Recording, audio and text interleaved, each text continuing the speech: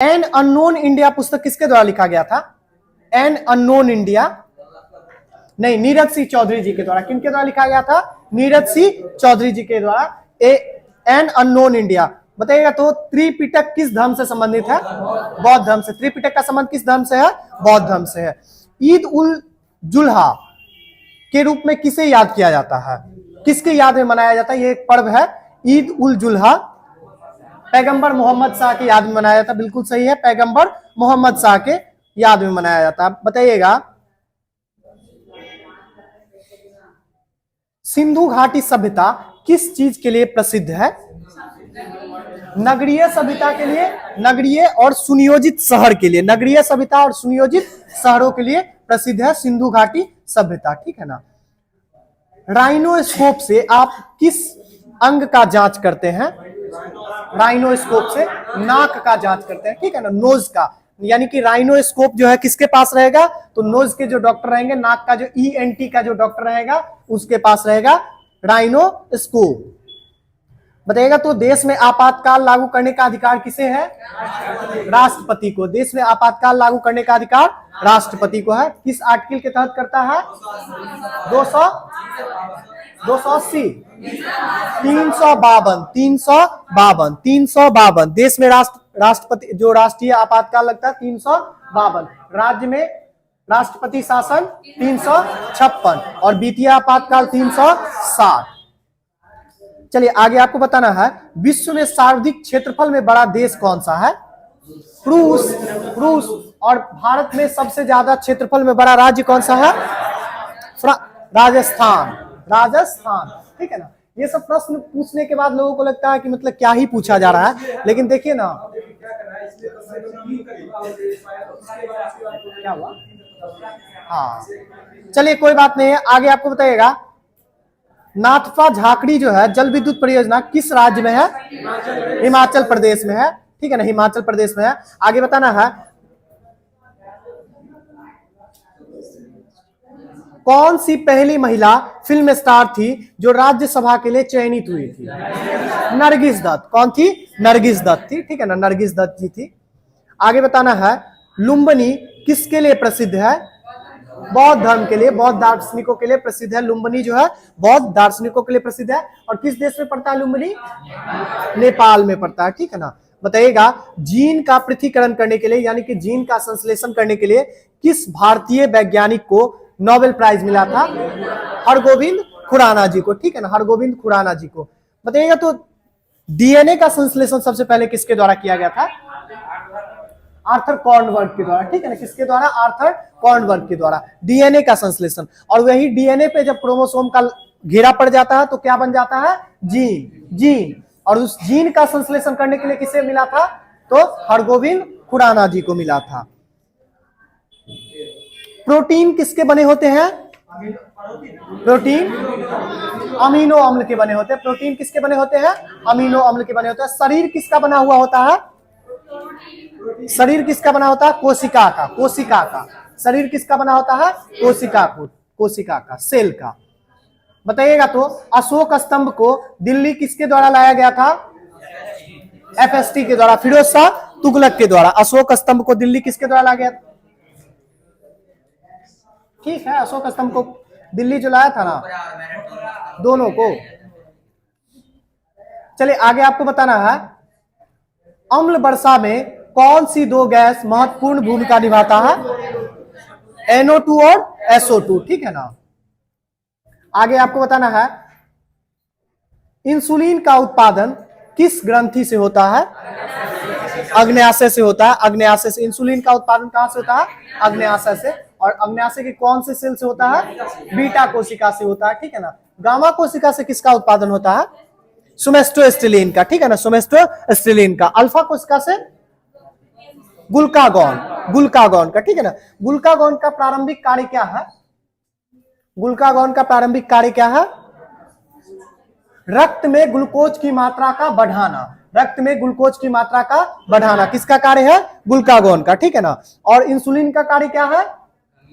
रक्त में ग्लूकोज की मात्रा को घटाना।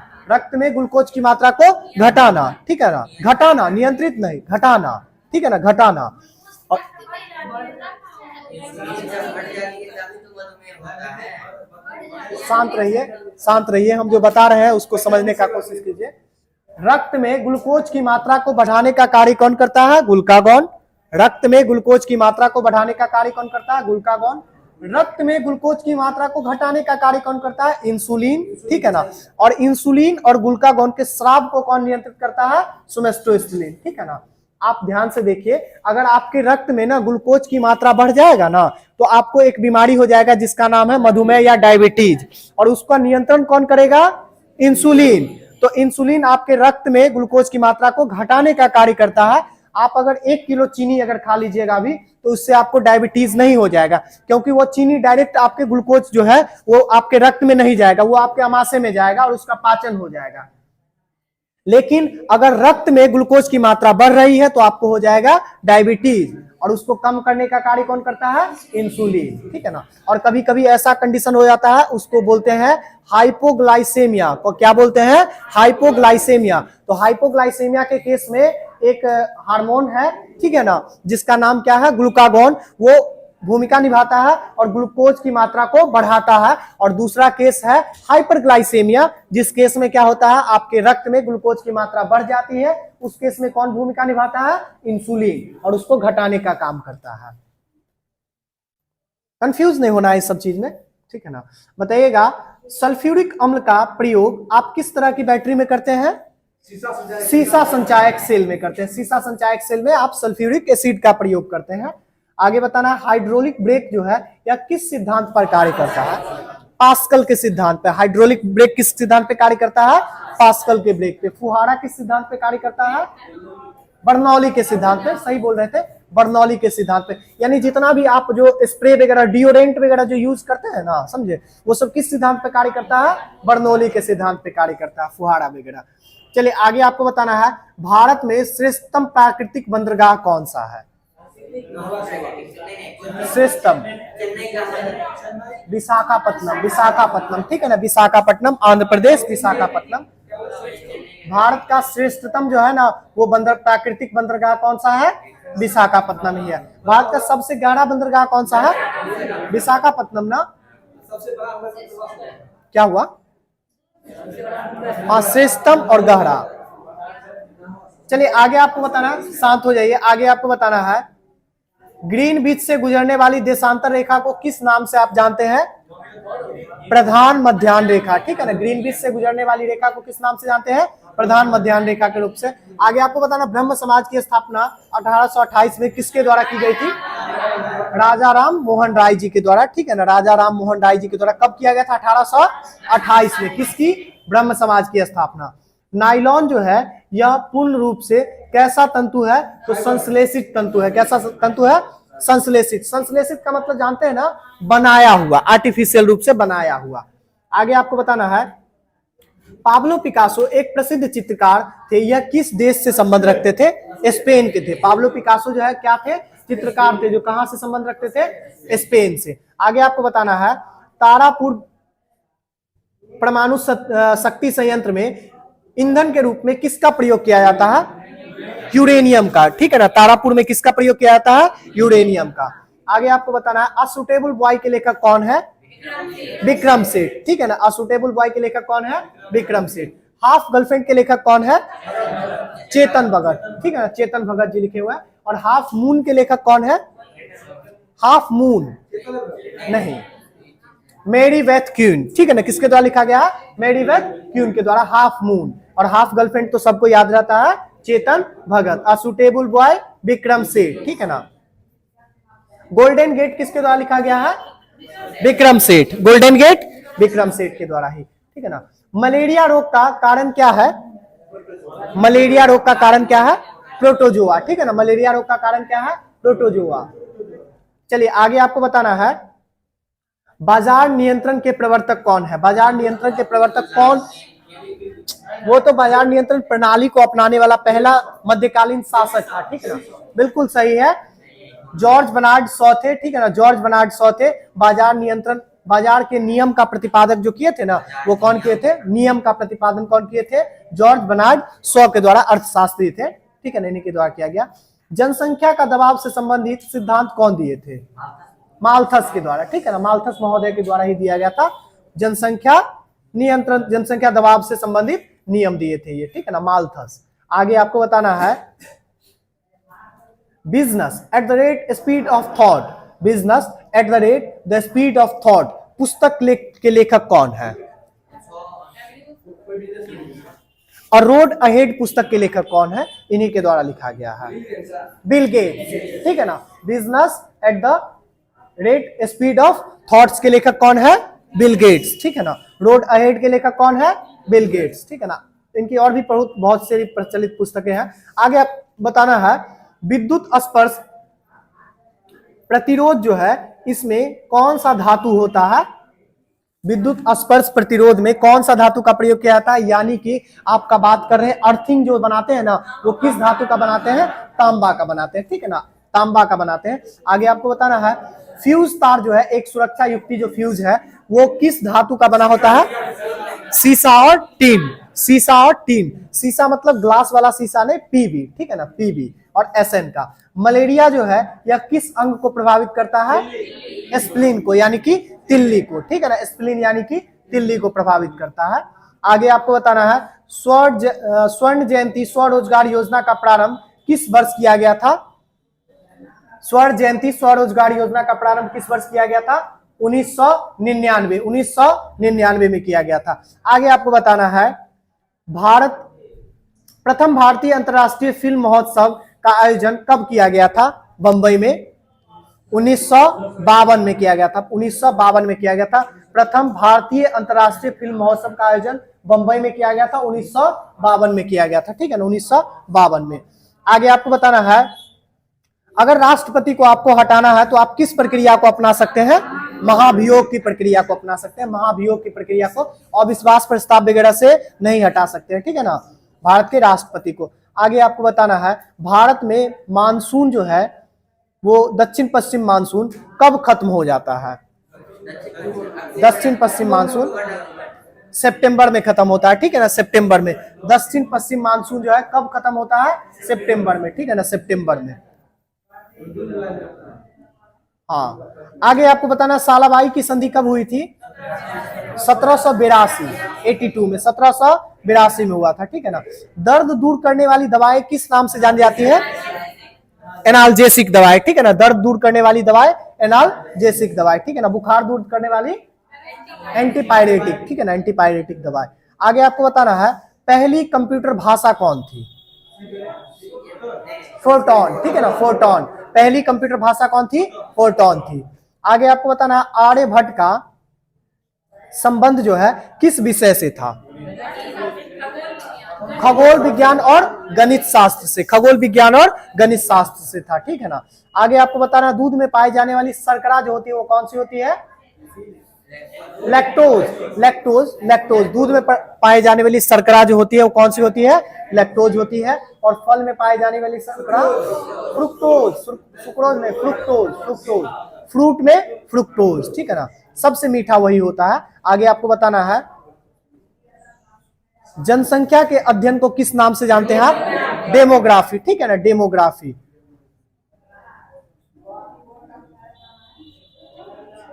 सात पैगोडा का मंदिर कहां अवस्थित है? सात पैगोडा महाबलीपुरम, ठीक है ना, महाबलीपुरम।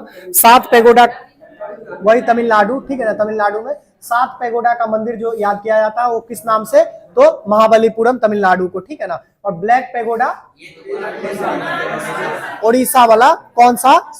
कोणार्क का सूर्य मंदिर, ठीक है ना, उसको ब्लैक पैगोडा के नाम से जानते हैं। और आपको स्वर्ण पैगोडा का यानी कि गोल्डन पैगोडा का देश किसको जानते हैं? म्यांमार को, ठीक है ना, गोल्डन पैगोडा म्यांमार। चलिए आगे आपको बताना है शाहजहां का सबसे बड़ा पुत्र का नाम क्या था? दारा शिकोह।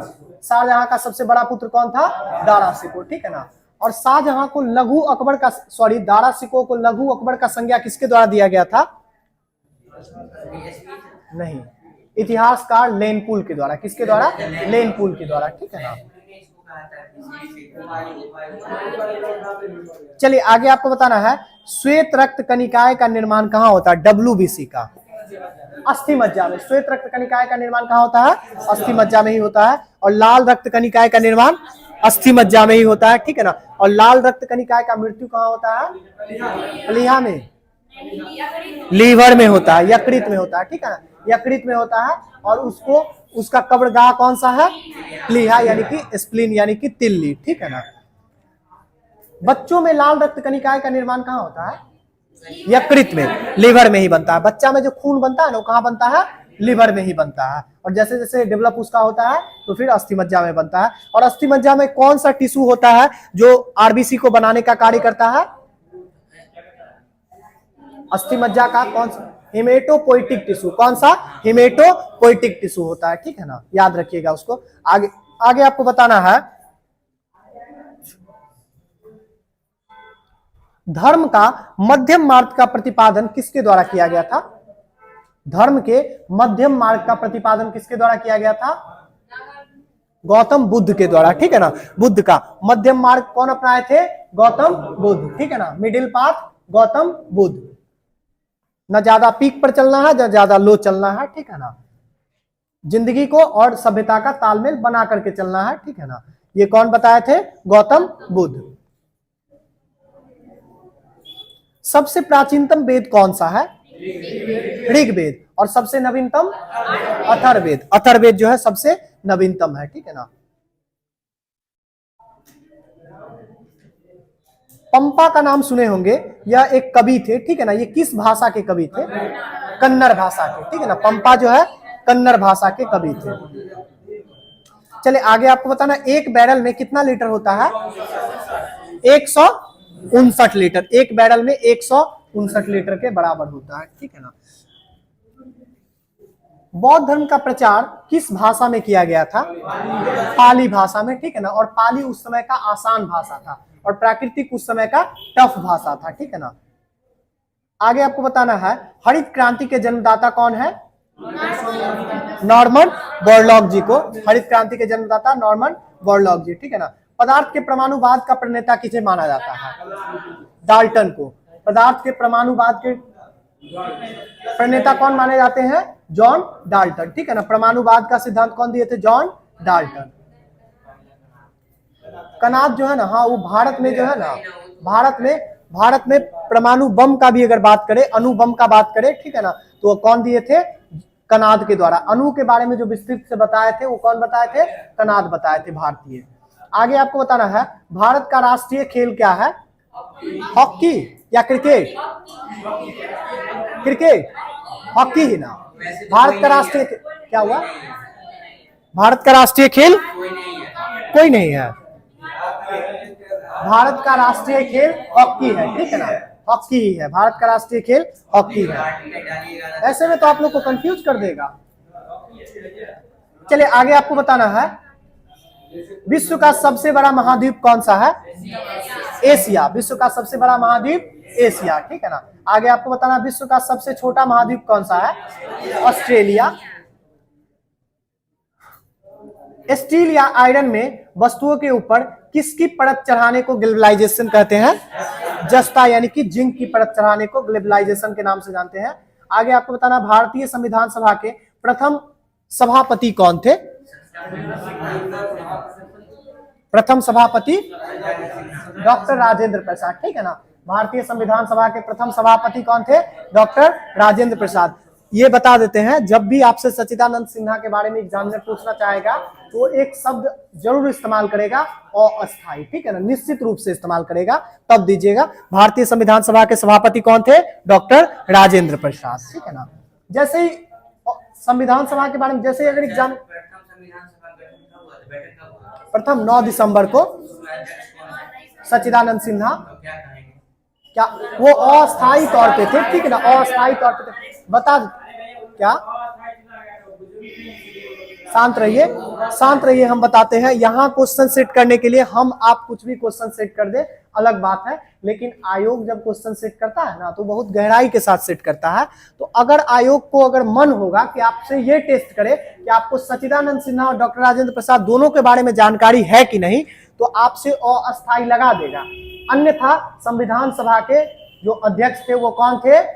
डॉक्टर राजेंद्र प्रसाद, ठीक है ना।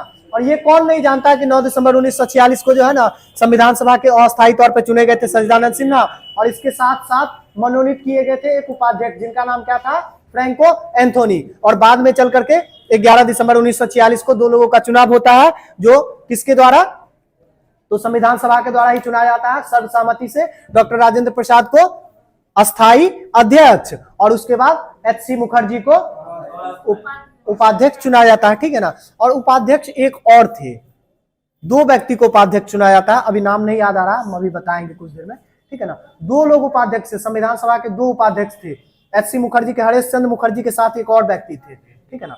बहुत फेमस व्यक्ति हैं, संविधान सभा में उनका बहुत योगदान है, अभी बताएंगे, नाम नहीं याद आ रहा है। बताइएगा तो 1 जूल में कितना अर्घ होता है, 7, 10 का पावर 7 अर्घ होता है, 1 जूल में 10 का पावर 7 अर्घ होता है। आगे आपको बताना है,